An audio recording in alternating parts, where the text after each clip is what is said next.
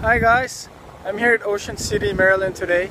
I was just giving a talk at the Maryland Manager Association and how many people is involved in the process. But I actually wanted to bring you guys down to the beach because I don't think we're gonna have time to do a field trip in our class.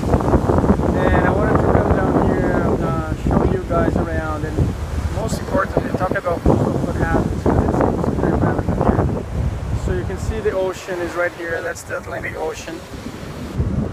There's a 360 view of the place here.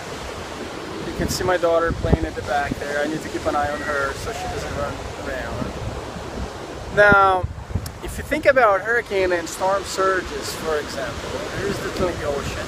So if you think about a landfall around this region or close enough to here, and think about, and I think you can see it at the back here, the length of the beach here, so you can have an idea of the distance the buildings are. And then think about infrastructure and risk. So here is now the back of the beach.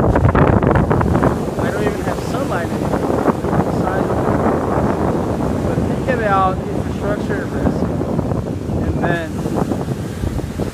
imagine in your mind if Hurricane Sandy is making landfall, let's say, south of here. Think about storm surge propagating through this beach, and think about infrastructure risk. And you can see some dunes up there, and I'll walk there. I'll make another video to show you guys the dunes and the restoration projects they have for enhanced flood protection. And also you can take a look at the sea state as of today, so it looks pretty calm. It's actually super cold too.